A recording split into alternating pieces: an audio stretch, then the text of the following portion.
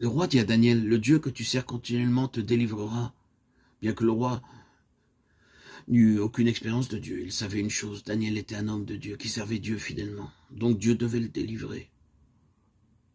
Daniel répondit, ô roi, mon Dieu a envoyé son ange et a fermé la gueule des lions qui ne m'ont fait aucun mal.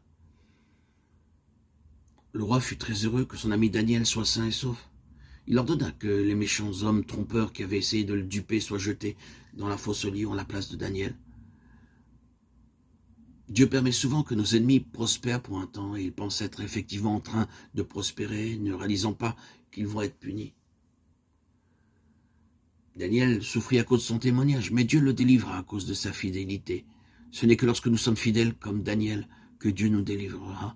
Nous devons être fidèles dans notre tâche vraie, dans notre témoignage, honorant Dieu nuit et jour, priant 3 fois par jour sans crainte ni honte, louant constamment Dieu et le remerciant pour toutes choses. Nous verrons alors que Dieu enverra ses anges pour œuvrer en notre faveur et que les plans de l'ennemi seront confondus. À travers tout cela, Dieu préparait Daniel pour un plus grand ministère. Ce fut la méthode de son éducation. Dieu était maintenant en mesure de lui accorder ces merveilleuses révélations qu'il n'était pas en mesure de recevoir avant. Il se peut que Dieu nous introduise dans un temps de préparation et nous devons être prêts à cela. Il se peut que nous passions par une peine extrême, des épreuves, des souffrances, des déceptions. À travers cela, nous recevrons une foi divine et forte. La vision divine est un esprit excellent provenant de Dieu, nous permettant ainsi de recevoir la révélation de mystères célestes qui pour l'instant nous sont cachés. À celui qui vaincra et qui ira jusqu'à la fin, mes œuvres, je donnerai autorité sur les nations. Apocalypse 2,6. Au début, nos pensées mondaines sont si confuses et dispersées que nous ne voyons pas clairement les choses spirituelles. Mais lorsque nous sommes passés par la période de l'éducation divine, Dieu rend toutes choses claires pour nous et œuvre en notre faveur. Que le Seigneur nous aide à être de véritables vainqueurs. Qu'il ôte tout murmure et toute plainte de nos cœurs, nous accordant une foi véritable et forte. Notre prière quotidienne devrait être « Ô Seigneur, je désire que ces paroles deviennent vraies dans ma vie, non seulement aujourd'hui, mais tous les jours. » Si vraiment nous avons été choisis par Dieu, alors quelles que soient nos difficultés ou nos problèmes, Dieu pourvoira certainement une solution.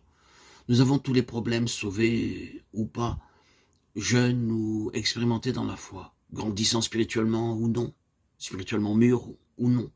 Nous continuons tous à avoir des problèmes, et ceci jusqu'à notre dernier jour sur la terre. Il ne nous est pas promis que si nous nous confions dans le Seigneur, nous n'aurons plus de problèmes ou de difficultés. Au contraire, il se peut que nous ayons plus de difficultés et de plus gros problèmes, de plus grands problèmes. Quoi qu'il en soit, je crois que ces paroles sont la réponse de Dieu pour chacun de nous. Je vous ai choisi, Jean 15, 16. Quelle consolation et quelle assurance sont les nôtres. Lorsque nous réalisons que nous avons été choisis par notre Seigneur, bien qu'il nous connaisse mieux que nos voisins dans notre corruption intérieure, notre pourriture, nos faillites, nos manquements, et que nous l'ayons blessé. Cependant, il nous adresse ces paroles à nous qui avons été rachetés et lavés par son sang. Je vous ai choisi. Jean 15, 16. Je vous ai choisi du milieu du monde. Jean 15, 19. Vous a-t-il choisi? Possédez-vous cette assurance intérieure qui vous permet de dire « Le Seigneur m'a choisi ».